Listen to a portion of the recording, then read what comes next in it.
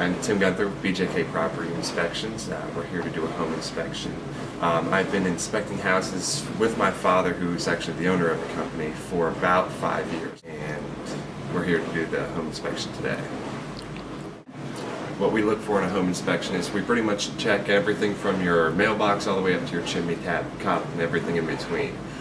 We check all full electrical systems that are visible to the inspector. We take off panel covers, make sure all your wire sizes are right that match the breakers, make sure that there's no double taps and or splices in the wires themselves. We also check your full plumbing system, make sure there's no leaks. Again, we're limited to a visual inspection, which prevents us from seeing through walls, but for the most part we use our meters in order to detect things that we wouldn't be able to usually see. The HVAC we do is we check for temperature differentials and make sure that there's no visible signs of any damage to your units. We do not actually take off and apart the units themselves, but we do check temperatures to make sure that they're producing the proper temperature differentials that are required. As far as roofing goes, what we do is we walk on most roofs that we do, unless they're too steep, and check for any damaged shingles, roof leaks from within an attic. Underneath the house, we do a full structural inspection, make sure that there's no notch joists or deficiencies in the foundation themselves, which means going in a crawl space and actually visually looking at each joist going around the crawl space.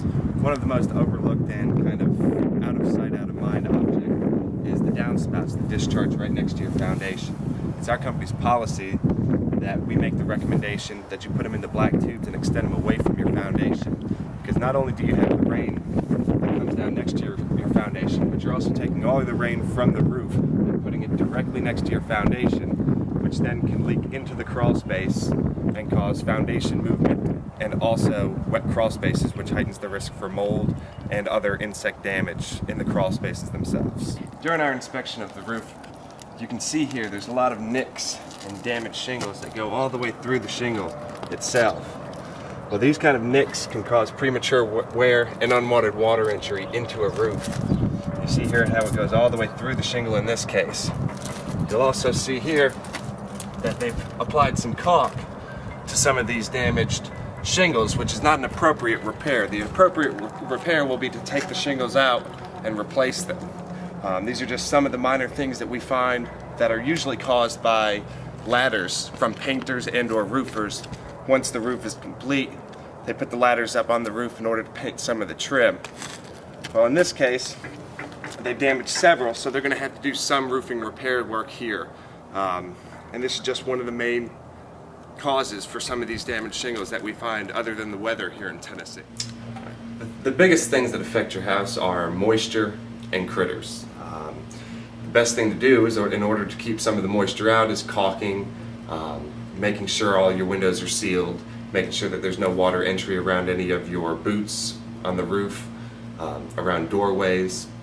Those things are, and also treating for termites occasionally, are going to be things that are going to help prolong siding, wood trim, all that. Also painting, on a regular basis every couple of years, not letting your wood trim have exposed unpainted wood, which will lead towards wood rot. And these are things that are going to protect water entry into your house. Also extending your downspouts, making sure your downspouts are cleared out, your roofing material is inspected every once in a while, and also making sure that your gutters aren't filled with debris and leaves are going to prevent them from clogging up and backflowing onto your soffit and fascia boards.